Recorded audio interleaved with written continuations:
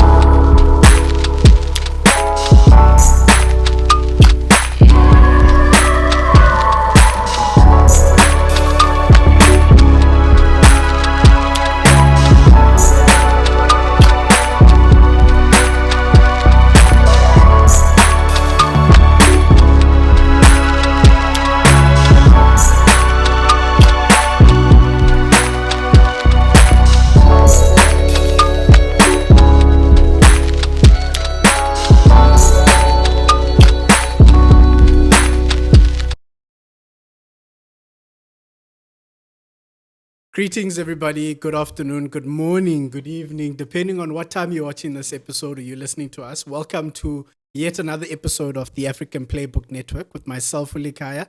And today we are joined in the series of My Story in My Own Words by sporting royalty, an Olympian, a man who's been there, one of the few who've actually gone ahead and played junior SA under 21, indoor and outdoor.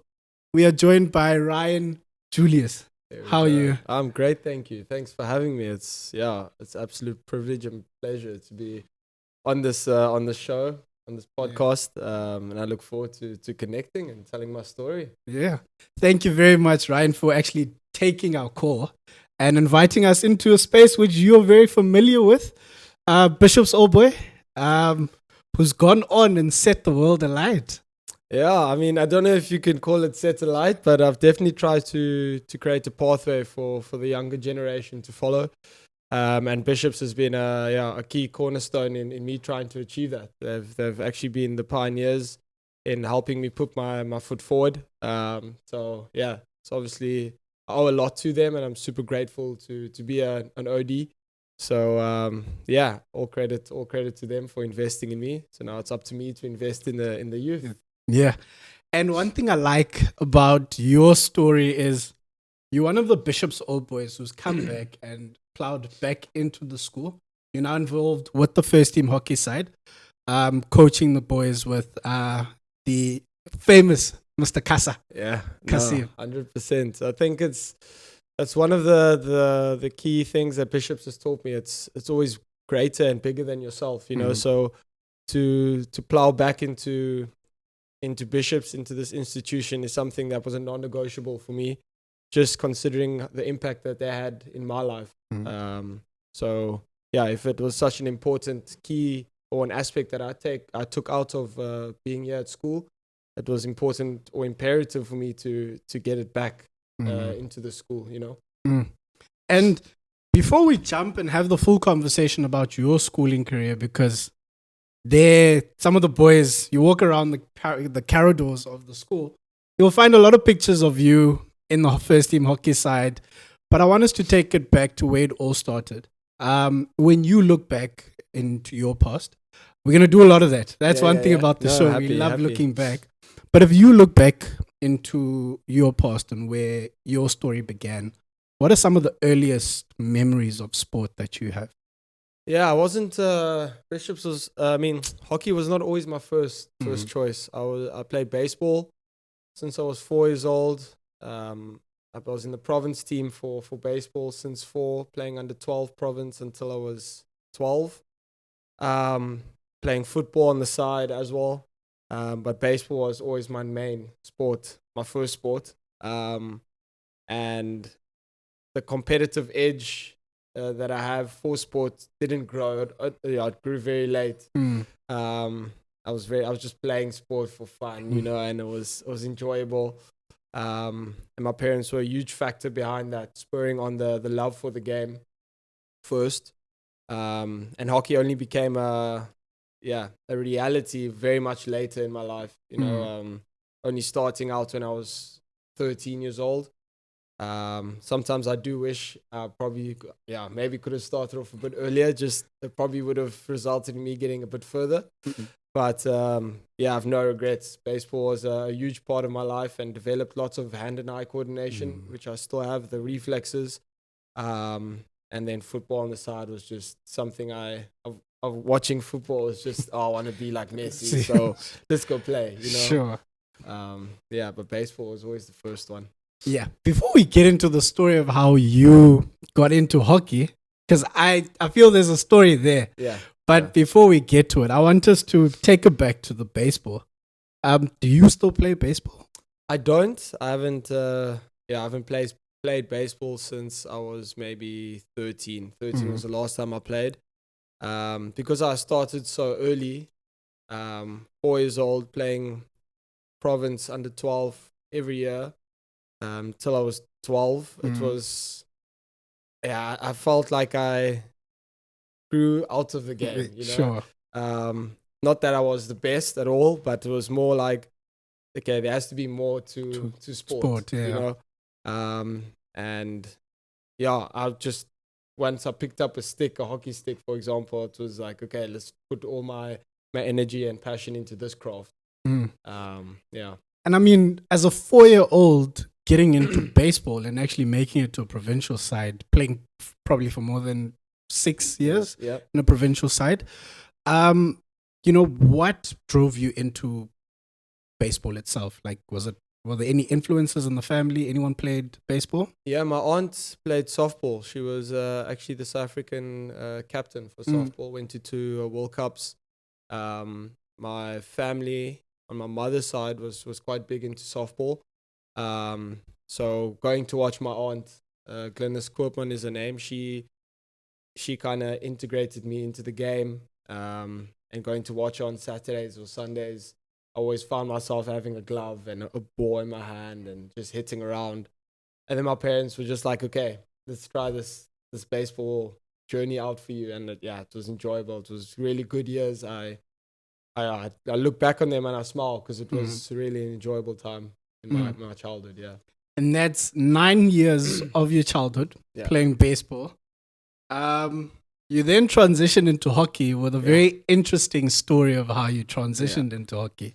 Do you want to share that story? I do, yeah. I think it's quite a unique story because, so before I got the opportunity to attend Bishops, I was at a school in Parklands called CBC St. John's, a co-ed school, Christian school. And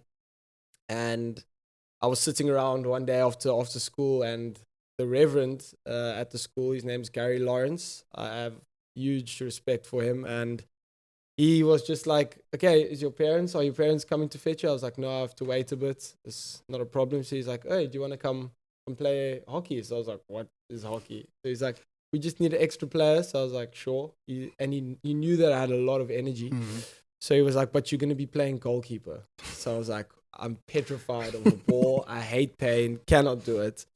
And I was like, sure, okay, let me try it out.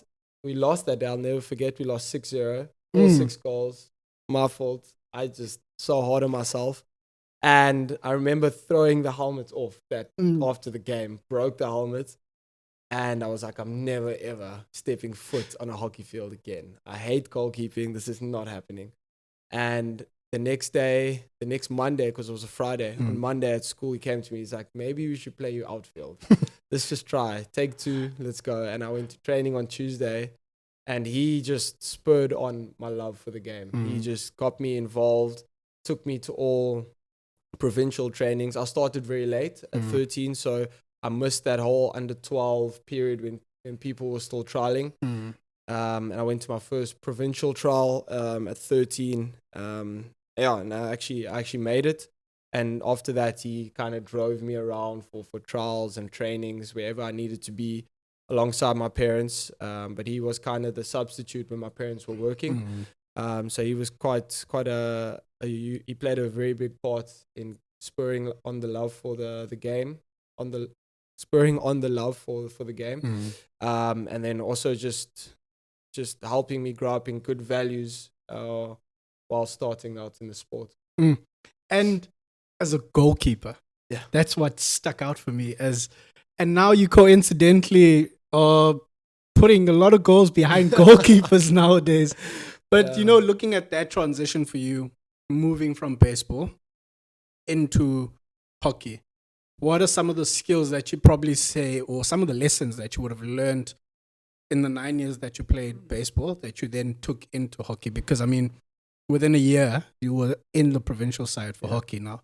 Are there any skills or any lessons that you would have taken from baseball into hockey? Yeah, it was definitely the one skill that I learned was the hand and eye coordination, and then just keeping your eye on the ball all the time. The ball's hard. I was petrified of pain, like I mentioned. Hate hard ball. So just making sure, for me, it was I need to keep my eye on the ball so that it does not hit me. That was my thinking.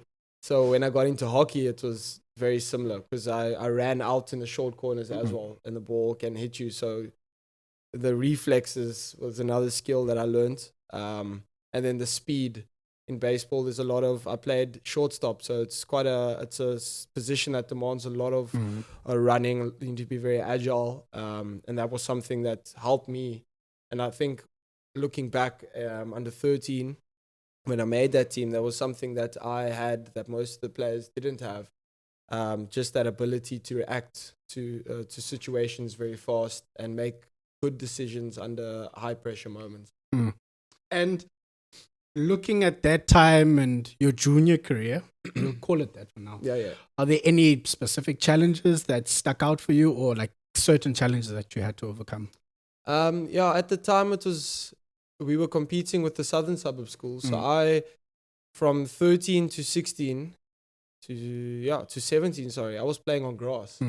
And the first time I ever played on Astro was under 16 province trials. So for 3 years prior to that, I was training twice a week on grass. All the province trials, because I was trialing in the northern suburbs, that was all on grass, where the southern suburb schools were all on Astro. So that already changes the game a bit. You need to be a bit more fast. It's a different set of skills that come into that as well. But by the time I moved to under 16, that was the first time, like I mentioned, playing on Astro. So that was already a challenge for me, where people were slapping the ball, and that was something you couldn't do on grass. But on grass, for example, my stopping, my basics were really good. And that was just because the grass was just so inconsistent. So there were pros and cons to it. But in terms of the challenges, like you said, that was definitely a challenge that I was a bit off par in terms of my technical ability, just because I wasn't playing on Astro for 3 years. And when does that switch then happen where you move to Bishops? So when I was still at CBC, I then tried to bridge the gap from playing on grass to Astro. So I joined Central Hockey Club, and we were playing a few games, and we actually ended up playing a tournament where we got pretty far in the tournament. And Warren Wallace, who's actually a teacher here still, one of my hockey mentors, he came to watch one of the finals that we played for Central. And after that, he had a conversation with my parents. I was 16, grade 10. And he wanted me to move to Bishops to get me to coming further my academic and my sporting career here. And at the beginning of grade 11, I then moved. And that was, just as a kid, it's you grow up and you watch all the resources that they have. And you just kind of dream of it, like, if I could have these resources, where would I be? And then I was blessed enough with the opportunity to then to move to Bishops. Yeah.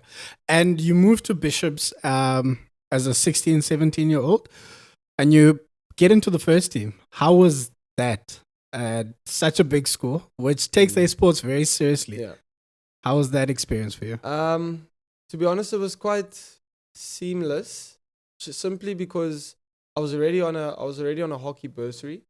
So there was an expectation for me to play first team. And when I got into the school, the transition was not easy because first of all, it's all boys school. So moving from co-ed to all boys. Then there's also the element of competition. At Bishops is fierce competition between the boys, but also balanced with camaraderie. And on the sporting field, there's a standard that the boys keep between themselves where you need to raise the bar all the time. So coming from a co-ed school where sport was not the top in the school, to coming to school where sport is it dominates. That was also a big mindset shift for me. But to make the first team for Bishops, I still remember the first time I ran out. The pavilion has changed dramatically. And there were just goosebumps, and I felt like I was playing at the Champions League kind of. That's I still remember it. I was like, damn, this is it. This is this is probably the highlight that I will have at schoolboy hockey. And ever since then, every game I just took with both hands. It was an opportunity that I knew I would not get again. So let me just dive into it.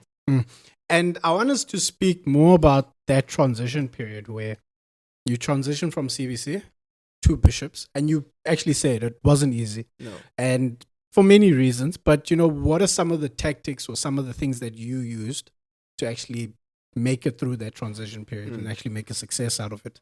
I think sports for me was, how can I put this? It was very important to be like a good sportsman. Because there's a few things. The guys that come that attend Bishops either start from grade R or they start from grade 8. So their journey together has been very long. So to come in grade 11 where the friendships have already been made and you need to have something that stands out for you to integrate properly. So the sport for me was a tool for me to make sure that my integration is done very smoothly. And then just being a nice guy. There's a stereotype about Bishops boys, but there's a large majority that are just really good guys, and if you are a good guy that just wants to be better 1% every day, the guys do see it and they actually embrace you. And they're very embracing of different cultures, different beliefs. So just wearing your heart on your sleeve, not going into your shell. And that was something that my parents told me. They were like, you need to stand out and you need to be different, but also just portray yourself to people. And people be naturally gravitated to you. So that was something that helped me integrate very smoothly into Bishops. And I want us to then move into the sporting career at Bishops. People that are very familiar with hockey in the Western Cape around the 2013, 2012 era will know that the southern suburbs, there was a very fierce rivalry. Bishops, Rondebosch, Sex. And, Rondebosch had the likes of Zubair, Hamza, who was playing there. Bishops had Dayan and Ryan with the headband and the backstick. I remember, I think I watched one of your games in 2013. We were up with the Cape, it wasn't Cape Schools, it was at Rondebosch. Start of the year, I just forgot. Founders hockey, Founders, And Ryan with the backstick. One, I still remember this guy, his backstick. A lot of guys, when they hit backstick as a pass, it will probably lift off the ground. That was one thing about you. Your backstick pass was probably, I'd say, better than some other guys' front stick passes. But, looking back at that time out on the field, what are some of the moments that stick out for you as a Bishops hockey player? Definitely the Bosch Bishops fixture. I remember my first game, it was at Cricket Club, grade 11. And we won 3-1, I think. 3-1, And I scored the opening goal, a backstick. Never forget it. I remember the pattern of play, everything. I remember which D it was scored, where the ball went, and it was a backstick goal. And I remember the emotion that was like in me. I couldn't even like celebrate. It was just like I was numb. Like I think I just stood there and everyone just jumped on me. It was like super special. And that year, for example, in my Bishops hockey career, that year was very special because we played 38 games. We won all 38. We scored 141 goals, Sure. conceded 18. That was under the guidance of Warren Wallace, who brought me to Bishops. And that year we had like James Drummond, Alex Stewart. We had a really, really good team, but we just connected well and played a really good Bishops brand of hockey. So that year it stood out the most in terms of my Bishops career. And you went on to SA schools, right? Yes. And how was that experience in 2013, making that SA school side? Considering this boy is a 13-year-old starting out this hockey career as a goalkeeper. Yeah, it wasn't, when I started, playing SA was never a dream of mine. It became a reality when I got selected for my first SA high performance under 16. But then it was just, there was no training. There was just like, okay, you made it, good job. And then first on 2013, yeah, that was my first, like, I think I made under 18 that year. And then once I made the under 18, that IPT, I got player of the tournament. And I was like, man, I could actually make it. And then I started watching certain national players that were at the time then, Austin Smith, Justin Reed-Ross, Lloyd Norris-Jones, and I was like, man, it would be cool to play with them. Let me try and put all my energy into this craft and see if I can actually make it, because it would be really special to wear the green and gold. And my family at the time, when I was having conversation with them, my grandfather, he passed away, but he played rugby in the apartheid years for the SA team under the apartheid regime, and he kept talking to me about how much it meant to him, and that was something I wanted to feel for myself, because talking to him I was like, man, this sounds really cool. So I want to experience it myself. So that was when it became a reality for me. And from there, I believe it was the following year, you then make your unofficial debut for the men's side, men's national outdoor side, against Ireland, and the test series was in Cape Town, I believe. How was that moment? So prior to that, we had our first year out of school, 2013. So 2014. That was the unofficial. It was against Rotterdam, as a club that came from Holland. And the coach called me up, Fabian Gregory. He also passed away. But he gave me an opportunity. He's like, I've been watching you. Please come to the camp. And I was like, I remember calling him and being like, you've been serious? For real? Like, who's this? This is a prank. Like, he's like, no, I'm being serious. Please come. Send me the dates at Hartleyville. And I remember going there, and the guys that I mentioned to you, Austin, Lloyd, meeting them, and I was like, hi, I'm Ryan. And they're like, no, I know. And I was like, what? Like, how do you know? I know you can't know me. And I remember Lloyd, I was passing, knocking up with Lloyd, gave me tips, and then the following year was against Ireland. That was my official debut at Hartleyville. And I ended up playing with all three of them. And that was, it was incredibly special. It was, Before we get to that moment and talk about that moment of receiving your unofficial debut, but also getting that official one against Ireland, I want us to speak about that moment when does it then switch on for you that, listen, this is no longer just a sport I'm playing after school. This is something that I can drive and it can become a reality. I can play for the national side and I've got this hunger for it. Yeah, I think that only set in for me when I sang the national anthem for the first time, and that was against Ireland, because the Rotterdam one was a friendly, so we didn't. But to wear the jersey was amazing, and I got number 19, and that was, I still play with that number. It's my number just because that's the day that I made my debut. There's a lot of other reasons, but that is the day that I made my debut. And then singing the anthem, when I sang it, like, I remember like crying, like emotional. I was a wreck. And after the anthem, I just had to like breathe, because I started on the bench that day, my debut, and I just had to go for a walk just to like, okay, this is it. You can do this, and you need to make sure it's a good impression. Start off well. And if the start is good, we'll see, and we'll ride the wave for as long as possible. And that was when it sunk in, like, okay, this is it, and I'm going to stay here. I want to make this my home. So, And, you know, getting to that moment of that realization when Yeah. you're singing the national anthem and you look back, what are some of the sacrifices now we go all the way that you felt like, listen, this was all worth it? Yeah, it was, I think, after when I got selected for under 18, going to first year varsity, a lot of my friends, they lived the varsity life, going out. And I had to just be like, okay, maybe this is not for me right now.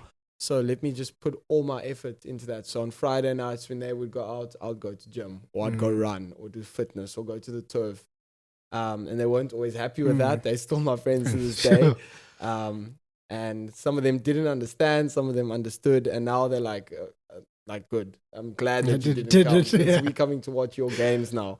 And that for me was quite tough, because you always, I'm not just a family guy, but I'm an outgoing person. I love being around people.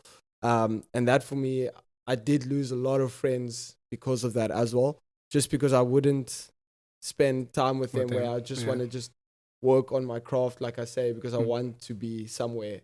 I want to be playing for the national team. I want to go to Olympics. And that was just one of the sacrifices.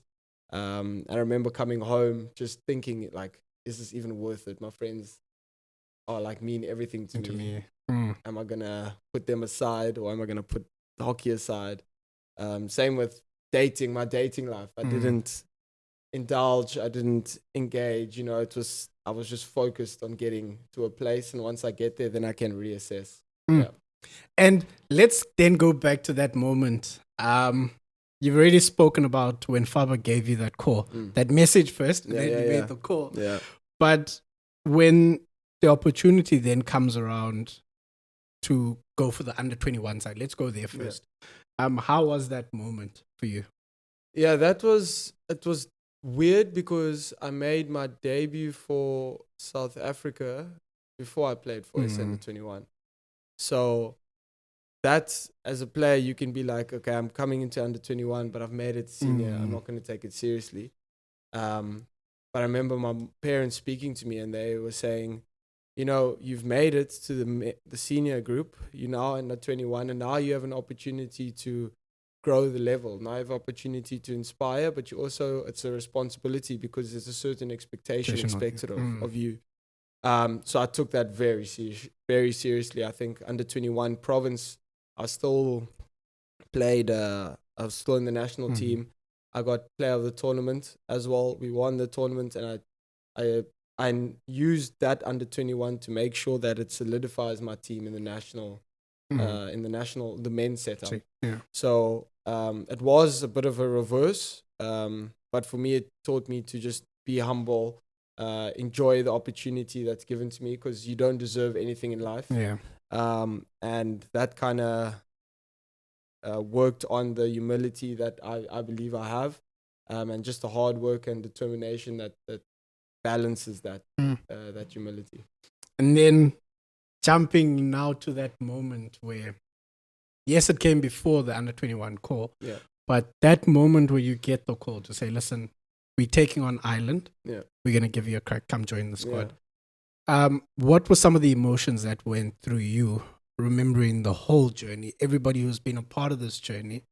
And you finally get that realization, that moment where the dream becomes a reality, and you get called up into the setup. Yeah, it was. You always want to call the people that have gone with you, like and I think that day, I know that day I didn't call a soul. Like, I was just so emotional that I told my parents, and then they found out on Instagram that Ryan's making his debut. They're like, "What? You didn't even tell me." I was like, I just couldn't. Like, I needed to just stay in the present. Like, and after the game, when I made my my debut, I went to them. They came on the field, like, engaged with them.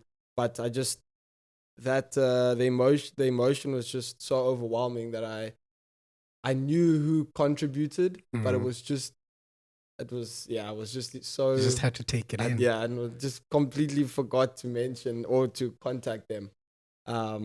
and I think that's just the immature thing as well at the time. But yeah, there's a lot of people and they know who they are. I can mention them. That's just contributed to where I am today. Yeah. And let's look at also your career. Like moving on, you're one of the players that play both indoor and outdoor hockey. Yeah. Plus 70 caps for the outdoor side, Yeah. and I believe it's over 25 for the indoor side, even more. Yeah. Like, how do you keep that balance on a daily basis when you go out to practice and you're training? Because it's two different skill sets. Yeah. Not too different, but you know, there's some different skill sets that you have to practice for both codes. Like, how do you, on a daily basis, prepare for both? Yeah, I think, okay, I don't know if the national outdoor coach is going to enjoy this, but out of the two, I definitely enjoy indoor more. Yeah, I've... Cheesy's not going to be happy with that. No, he's not going to be happy. But you're still giving your all for the outdoors. 100%. Yeah. So I enjoy indoor more. And indoor is always, it's just the pace of the game. As you said, different technical aspects. And I think my speed on the indoor field is seen more than on the outdoor field. I could be wrong, but I think because it's so small and it relies on short, sharp agility moves and thinking under pressure quickly. Yeah, I've really enjoyed that. But to balance it has been, it started off quite tough just because both groups want you to be there 100%.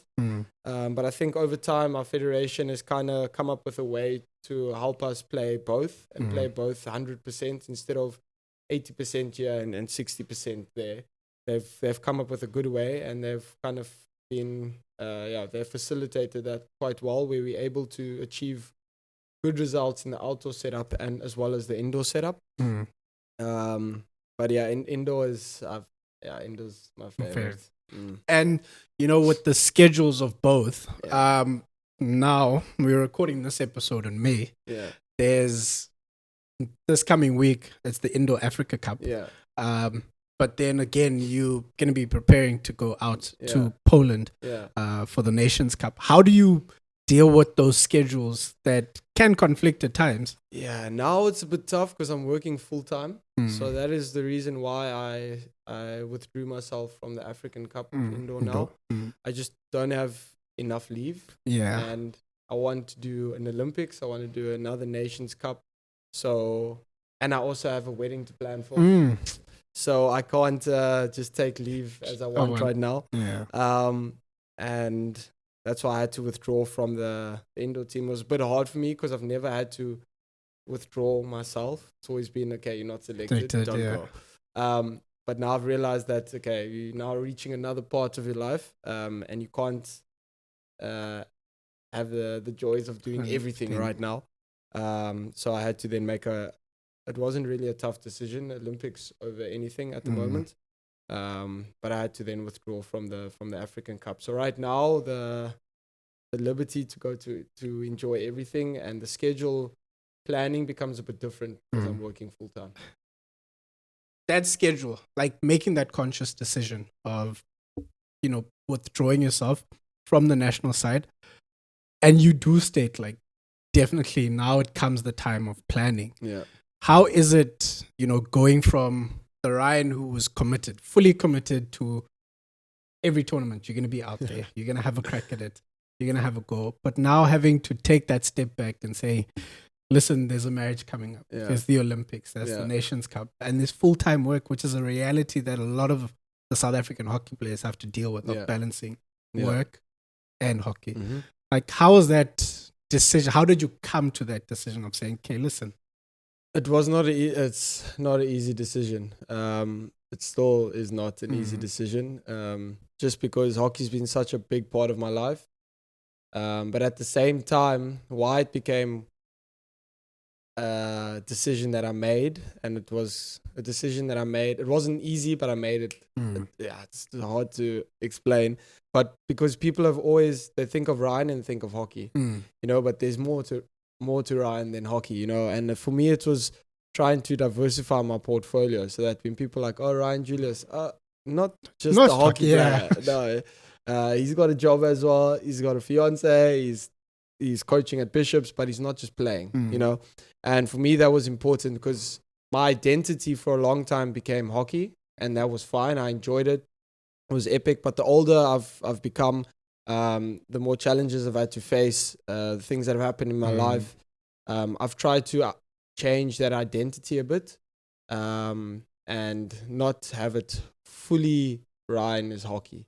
So that's why the decisions that I've made, I've also tried to keep my main passion alive, but also grow on other aspects of my life. Yeah. And sticking to that reality of in South Africa, we're not as fortunate to have our hockey players as full-time professional hockey players. A lot of the guys have to move abroad, which is something that you've also experienced. Let's go there. You've had the chance to play in Belgium and the Netherlands. How was that experience for you? Yeah, in Belgium, I wanted to just try the professional hockey life out. And I got an opportunity to play in Mechelen in Belgium. And what I did is I took a year from my studies just because I didn't know how taxing it would be. So I suspended my studies for a year. I went to Belgium, I played, and I came back. And then I was like, okay, maybe I just want to finish my studies first. Let me just crack on, finish my studies, and then I can go chase this dream. And then COVID happened, which is a blessing in disguise. Do not condone COVID. But for me, it kind of did play in my favor because it allowed me to, because universities went the correspondence route, I was able to then study online. And then during COVID, I was still training. I was posting on my training, like, because I just didn't want to go crazy at home. Every day, 3 times a day. And then one of the clubs reached out to me. They played in the Hoofdklasse, which is the top league in the world in Netherlands. And they were like, would you be interested? We've seen you. You got good work ethic. We've done our checkups on you from different coaches. And we are ready to offer you a contract if you're keen. And then it was at the start of COVID, and I was like, okay, wait, let me just check. I didn't respond to him for maybe 2 weeks. And then the universities went the correspondent route. And then I was able to study online. And then I was like, okay, let's go. Literally a month later, out of there. They did all my visas, which was super cool because it was so professional. And that was, now I want to try and be the pathway for kids to go overseas. So, for example, Idris Abdullah from Bishops, I helped him go to Belgium. I set him up with a club there. But going to Holland, that was the most professional experience I've had from a hockey aspect. Just the training, the medical care you get, your contracts, they give you a house, a car, they pay you. Like, it's just, you're there to play hockey only. And then when I was still in contract talks with them, I was like, I'm in my last year of my study, I need to also get some experience. They then found me a job. Jeez. It was just everything that you want or that you don't have here, it was there. And I just need you here. Yeah. And they just were like, we want to be paying you to play. We're going to set you up to play. And that is it. You don't have to worry about anything. So what I did was I just sent them my picture of my passport. Got a call 3 weeks later, visa's ready. Flew the next day out of here. Jeez. Paid for flights. It was just a dream, and I did that for 3 years at Almeerse Hockey Club. 3 enjoyable years. It was an experience that I would not ever take back. I met my fiance in Europe. So that was it just worked out perfectly. And my hockey just elevated to another level. It was, you playing against, in that league, in every team, there's maybe about minimum 6 internationals. So every week you're playing against 6 internationals from around the world. So when you come back to SA soil, the standard that you have is just heaps higher than what it is here, unfortunately. And that's just because of the resources, and the money. And because hockey is so professional there, everything is just done so methodically and so professionally. After games, ice bath, straight to physio. Monday activation, Tuesday training with the gym or fitness session. So, and then they balanced my work around that right. Because my boss was a member of the club. So he balanced my hours around the hockey time. So I was getting experience working overseas. So when I do come back, which was the goal, which is happening now, I have 3 years of work experience. Yeah. And, you know, that time was a time where a lot of, I'm going to call you guys the golden generation, Yeah. the current crop of players, is a lot of you guys reached out, not even reached out, you took that leap of faith of going abroad, playing hockey abroad. And it's something that's become more familiar nowadays with the hockey players, because 100%. for the longest period of time, one of the players that everybody knew that was playing abroad was Austin Smith. Yeah. And then Lloyd Norris Jones, all the guys then went ahead. And now it's becoming a more familiar thing that you see someone in the national side, they have been abroad, they've played abroad. And how much growth and what has that done for the South African hockey setup? It's been massive. I think 80% of the squad of 32, no, lie, 70% are playing overseas. I'm now one of the people that are playing back home. You know, so and for our league in South Africa, maybe it's not the strongest, and that's fine, because the guys that go overseas, they also have goals. They're in the national team. They want to compete and make the country better. So now when they come back, for example, Mustafa and Dayan Kasim came back 3 days ago. The league is now going to be stronger. The guys are going to be playing against Hot Property that just finished the whole season. We're 4 games in, you know. So these guys are hot on form. And what it does for the team is you come together, you bring different experiences, not just hockey experiences, but life experiences into a group where everyone is bringing different attributes. And then the results show for itself. Like Commonwealth Games, we came 4th, I think was the highest finish we've had as a country. Olympic Games, the last Tokyo, beating Germany, things that our country has never done, and it's purely because people have gone overseas and tested their ability, and now other countries, the clubs, want to be associated with us because we have something that other countries don't have, I believe. I think we as a country, we know what it's like to live in the struggle. The pressure for us is not it's not a Bishops versus Bosch. It's not selection. Pressure for us as a country, I think Sia Khaleesi hits the nail on the head. It's not having a roof over your head, not having food on your table. We now have to work out the pressure versus privilege. So that's what we have over the other countries, the clubs. So they want to be associated with that. And there's a phrase that's been going around. I'm not going to try say it. I know I'm going to butcher it. Drickus du Plessis' favorite one. Hulle weet nie ons wat weet nie. I know I butchered it. Wat ons weet nie. Yeah. So, you know, you said it. 2020 Olympics. Yeah. Didn't happen in 2020. 2021. Postponed to 2021. Let's talk about that moment for you. COVID strikes. You are abroad. You're playing. But the goal was the 2020 Olympics. Yeah.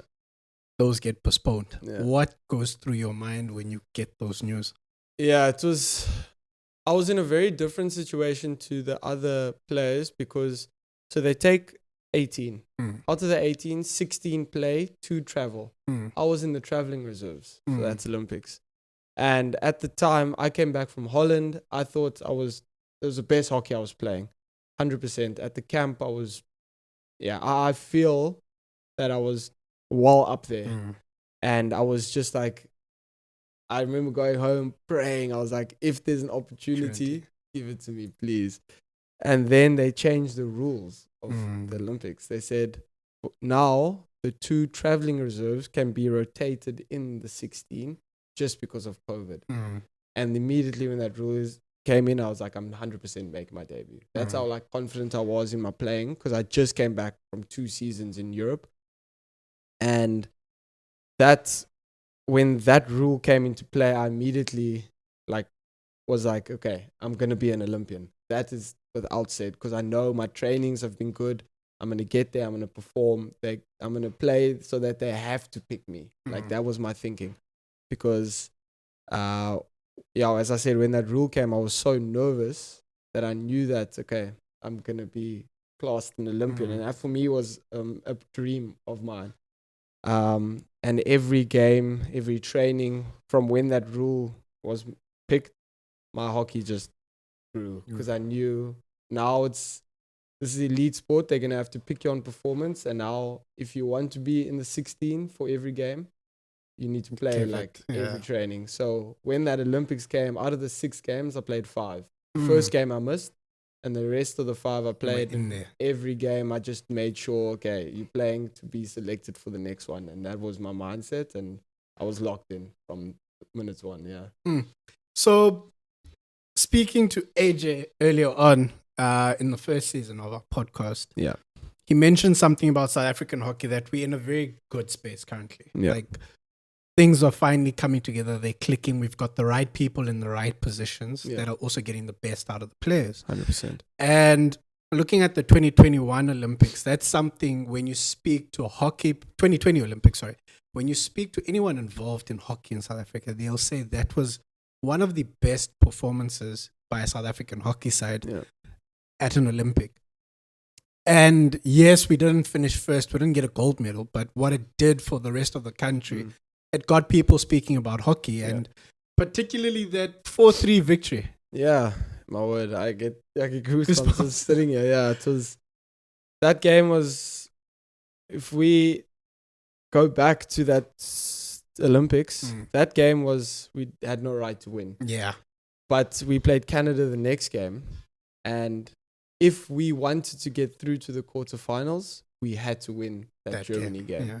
And that's what I spoke about earlier, that they don't have what we have. They don't know, like, that little edge that gives you that spark as a South African, that want to do well. Like the Bokke, they win by 1 point every game, but it's just that little determination, that sacrifice, that pressure versus privilege. And when we beat Germany, we were like, man, we can make the quarterfinals. And then we played Canada and we drew. We had to win that game to make the quarterfinals, which would have been the first time ever. But that Germany game was unbelievable. That was, And, going back, let's go back to that preparation for that game. How was the mood in the camp, like, leading up to that game? Because you guys had played Germany in South Africa before the Olympics. Pumped, yeah. You guys had played them at Hotleyville, I believe. And it was a 3-match series, and that wasn't the best of results. Yeah. How's the mood in the camp now? We know this is one of the games that we need to win. Yeah, Germany, they've come often. So that Hotleyville and in Joburg, it was like tennis scores, 6-2, 6-3. It was, so I won't even lie to you to tell you that we were scared. We were a bit fearful. But I remember, this story I tell to everyone. We were warming up, and there's a few German star players that we know, like, cause havoc. And we were warming up on the turf that day just before the game, and we're looking up in the stands, and we're like, oh, there's 3 of them there sitting. And we were like, okay, boys, this is it. I remember, I don't know who said it. I think Sam. He was like, boys, if there's any chance now, we need to win today, because they're not respecting us. They're taking their 3 stars out, and we're going to show them what it means. We were warming up, and we were like, when he said that, we were like, okay, this is it. This is it. This is our chance to win. Just because those 3 people are out, and they thought it was going to be a walkover, and everyone was just in it, locked in. And it was crazy, because you could feel the focus was like tangible. We're running around a bit like timid. And then Sam was like, guys, look who's in the stands. The second lap, I remember it clear as day. And we were like, someone was like, okay, this is it. Guys, we're in. And everyone just were like elevated. Their body language changed. And that was ours. Yeah, that was it. And at the end of that game, because Germany went 3-2 up. Yeah. You guys equalized. Yeah. And then we get that final goal, Nick Spooner at the end. Yeah. What were the emotions when that final whistle went? Because I saw you were in the dugout and the relief. Yeah. You went straight for Muzi after that. How was that relief for the team? It was, I mean, I'm very close to the Kasims. They're like my brother from another mother. And we were talking prior, like, we look at the fixtures and we're like, okay, guys, we can win this, we win this. And we were like, yo, Germany's going to be tough. And we were like, we can put up a fight, we can compete. That's what we want to do as South Africa. Then, now we want to win. But then we want to compete, not just participate. and we were always going to compete. The longer we stay in, the more favorable the result looks for us, just because of that factor I spoke about. And when we won, it was, you could see the emotion on that video. It was raw. It was the amount of sacrifice that happened. Like, we didn't see our families for like 3 months prior to Olympics. We couldn't see friends because of COVID. We had to stay in our rooms in a bubble with masks. Go out. We couldn't go to gym. If we go to gym, there must be no one in the gym. Like with the gloves on. 3 months, no interaction with anyone. Couldn't go out. We had our vaccines already, so we just traveled to meet up with the group. We get tested, train. It was just, we were there for one goal. So when we won, it was just all of that emotion just came out. It was, I remember sleeping that night. I was so drained, like tired, but I couldn't sleep because like, we have Canada tomorrow. We have to win to qualify for quarters, but we just beat Germany. And the emotion was just like, after the celebrations, we went into the changing room, and everyone just sat like they were just dead, just of celebrating. Yeah, it was so special. And then the boys come back 2023. Nations Cup is a new thing. World Hockey, FIH developed this thing, Nations Cup. There's the World League where everybody plays. Yeah. They don't call it the World League. What do they call it? Pro League. Pro League, yes. So there's the Pro League where I think it's the top 8, top 12 countries top 12, where they top play. 10, top 10. And then we then have the Nations Cup, which is, last year it was the qualification to get into the Pro League. Yeah. It comes down to Poch. Yeah, wow. Yeah, that's the first time South Africa's ever won a major tournament. Yeah. And if you play 10 years for your country, you have maybe 100 caps to show for it, right? Like I got 79 caps. But if you've played for 9 years in another country, it's maybe like 200 caps. And because we don't see each other often for Nations Cup, we weren't together. We came from everywhere around the world, met 2 days before, trained, and we won. It was a perfect example of what the culture in the group and the culture that us as a country have, because there were a lot of challenges, and I can't speak about them. It was something that we decided to not speak about in the group. But there were challenges leading 12 hours before we played that we were almost gonna withdraw.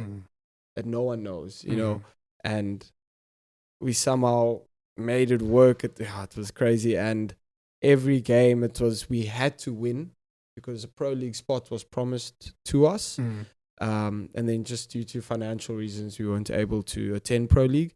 But as a South African team, we've always been inconsistent. We win, lose, but it was back-to-back tournaments. Again, Commonwealth Games.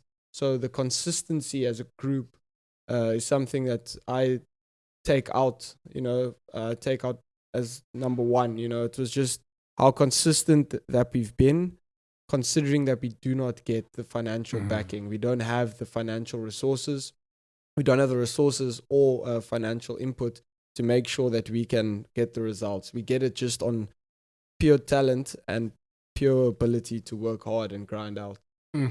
And you guys are now stepping out to Poland in a couple of weeks' time to yet again have another crack at the Nations Cup. Seeing the mood around, the conversations the guys that are having, what's the goal there? Like, what's the focus? What's the vibe like in the team? Oh, yeah, we're going there to win. We're going there to win. It's the trophy sits with us at the moment. We're going there to make sure it remains in South Africa. And now our group is a bit further on than the last Nations Cup, a bit further on than the last Olympics, the last Commonwealth Games. So this group now is a really, really special group. It's a group that tactically we are really good, and technically we are I think we are really insane. Teams now are starting to watch video on us. They're starting to fear us because our attack is, it could be top 5 in the world, to be honest, in my opinion. We are so fast. Our flair just going forward, the ability to improvise in moments of unstructured play or structured play, to just connect and move just because we know each other so well. That's definitely a weapon of ours. Yeah. And we're going to start reflecting more now as we start to wrap up things. But looking at Ryan, that started your journey as a 21-year-old in the national side, and looking now being probably one of the senior guys in the squad, what would you say has changed now to say and to give you as a senior player the confidence to say we're going out to win the Nations Cup? I think just because I've been there, I think, 9 years, it's the journey of how far the country's come. The team dynamics I've seen it grow from down here to where it is now. And the trust and the unity amongst the boys is something that I can tell the guys, it wasn't always like this, Like, it's been a hell of a long ride to get it to where it is. So we need to make sure it's preserved and make sure the culture remains contagious, so that if someone else comes in, they don't feel out of place. And I think my senior role in the team, there's a lot of seniors, which is cool and there's a lot of friends that are seniors, but those friends that are seniors are not cliquey. You know, it's very open. We communicate and we get on with everyone, which is super helpful and also speaks to the success of the team. So the senior role that I have, it definitely gets shared amongst everyone, and rightly so. And reflecting now on the journey, I mean, you've been to the Tokyo Olympics in a very challenging time. You've gone on and won the Nations Cup with your country, over 75 caps, 79 caps, closing in on the 100. No doubt you'll get there.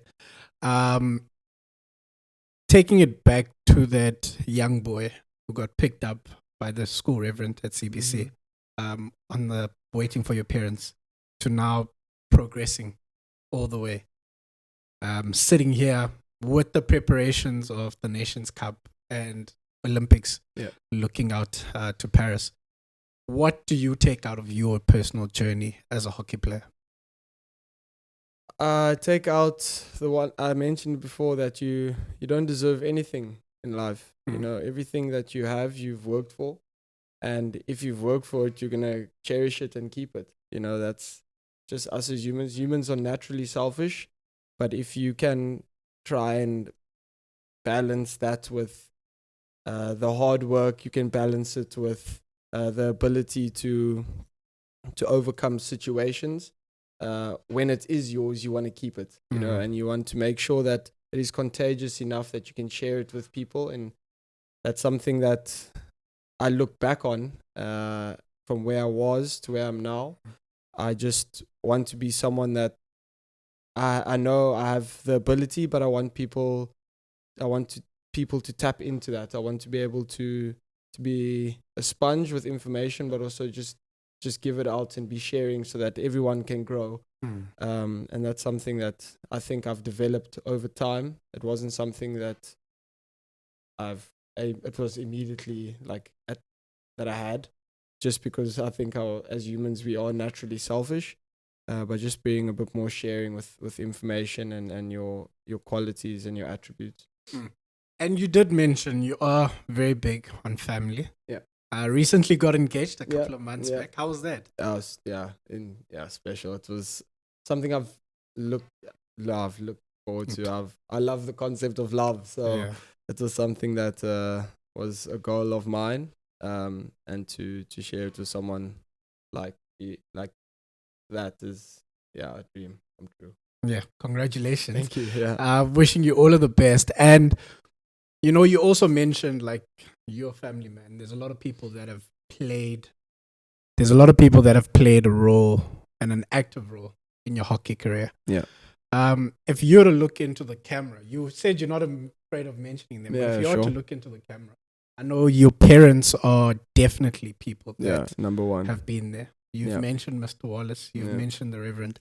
But if you were to look into the camera and share something with them, say a few words to them, reflecting on your journey, what would you say to them? Yeah, I would say, yeah, guys, and you also, I mentioned Bruce Jacobs as well at Central. Yeah, for me, I'm ever indebted to your favor, to what you've done for my life. You've definitely helped me not just grow into the hockey person that I am, but the character, the person that I am or the individual that I am, someone that is humble, that is, I believed, loved, and I think you guys are definitely the catalysts in me getting there, and I cannot thank you enough. And whenever I do represent the country, you guys are definitely the first that pop into my mind. And taking now a lot from your journey, there's a lot of guys that look up to you, younger guys. I mean, hockey in this country is a very young sport. It's whenever you do your own analysis of the sport, you'll find it's big in schools, big in universities, and then that means that our playing base is very young. But what advice would you have for younger guys that aspire to get into that team with you guys? Yeah, just be better 1% every day. Every day you wake up, do not take the day for granted, because you don't deserve the life that you have. Every day, just be grateful for the opportunities that come your way, but don't go through the day as just the passenger. Make sure you can end the day and ask yourself, did I improve 1% today? Wake up in the morning, how am I going to improve 1% today? And if it comes to your head, okay, I'm going to be a good person. Did I do something that helped me improve 1%? And if you can walk through your life like that, all those percents add up to when the time comes, you can be like, okay, I'm 90%, this is all, maybe I have another 10% to go. But those percents add up, and they end up helping you as a person, and just helping you do some introspection to where you are as an individual. And looking at your journey now, moving ahead, what are some of the things that not even things, like what are your personal inspirations moving forward? Aspirations, right? Yeah, definitely Olympics. Olympics is one. That's top priority at the moment. And then what I'm looking forward to is my marriage, my wedding. A long journey to go, but super exciting. And then, just moving on to the next chapter of life. Like, hockey will not always be on the front burner. So now, if I'm going to step away from hockey, what am I going to substitute it with? Because I think I'm going to go a bit crazy if I just step out. I think I'll lose my mind. So, I'm looking forward to the decisions that I make to find out what then takes preference. But those two at the moment are definitely on my mind and something I'm looking forward to. Yeah. And what is the greatest piece of advice? It doesn't have to be sport related. Yeah. But what's the greatest piece of advice that you've ever received and that you still keep with you today? Yeah, just be a good person. As something that I've taken with me everywhere I go. Just be a kind person. You never know what that other individual you're talking to is going through that day. And just be a person that gives off good energy, good light. People need to want to be around you, but just be kind. Just be a nice person. No one likes someone that is not kind. It's just not a good look for you. Just be kind. And we've got the book. We did say it's going to make a lot more appearances on the show. And part of the tradition of the show, we get previous guests to leave a question for the next guest, not knowing who it will be. But we've got your question for you. And the previous guest left a question asking, if you could have any superpowers to help you with your work, what would it be and why? I've seen this on Instagram, and I've definitely thought about this before. I would definitely do the ability to read people's minds. And then, it's a tough one because I think I need to develop a thick skin for that as well. Because I know not everyone is going to have very positive things to say. I think that's life. But I think it would help me with you asked with my work, Yeah. like hockey. Hockey, yeah, we Yeah. can take it hockey. Yeah, I think as a coach, for example, you would understand what he would want. Some coaches are not able to then don't have the ability to convey what they want from you. Yeah. And if I go asking a coach, okay, what is it that I did wrong today? Maybe he's going to sugarcoat it. Where I would just like to know so that I have the ability to then rectify it. And then also, I pride myself on getting to know people, understanding people, like dynamics, the psychology of, it's one of what I studied as well, of human beings. So I would like to know what people think of other people, and I'm interested in how they act towards people. Because I think some people aren't really that transparent with what or how they come across, or so I'm just interested To know. in that sense. Yeah. And I want to also ask you this one. This one is from another person involved in hockey. But their question for you is, what do you want people to remember you by? I'm not going to sound hypocritical, but Ryan was just a kind and a great human being. Yeah, for sure. I just want people to have that impression of me, and when I do leave this earth, people need to know that Ryan's intentions were well. He helped people, and he was just a nice human being. Yeah, Ryan, thank you very much for taking the time to invite us into a space which you are very familiar with and sharing your story with us. We really do appreciate it, and we wish you all the best for the Nations Cup. And the Olympics, but more importantly, life in general going forward, and the marriage coming up, man. Congratulations, and we wish you all of the best. Yeah. Hoping to see that medal at the Olympics. Yeah. We got no doubt you guys can do it. That's the goal. You've got us as your backers. We'll be there all the way. Perfect. Thanks a lot for having me. I really, really appreciate it. It's super humbling. It's an awesome opportunity to not just talk about myself, but just talk about the sport and the growth of the sport. So thank you for giving me that platform to do that. Thank you very much, and man, enjoy it. Hey guys, welcome. Not even welcome. Thank you very much for joining us for yet another episode. We really appreciate you guys tuning in to listen to yet another amazing story of our sporting royalty. If you did enjoy this episode, please do click the like button. Not sure which side. Click the like button, hit the notification bell. Make sure you are subscribed and you are following our page for more. We really appreciate the support that you guys have shown us, and please do continue supporting. Share the episodes with your friends, family, your juniors, anybody that has any sort of interest in sport. We are out to learn more about our sporting heroes and having them share their stories in their own words. So guys, do your thing. Continue being awesome. Click that subscription bell, share it with your friends, share the links. We really want to get the stories out more. Thank you very much, and see you soon.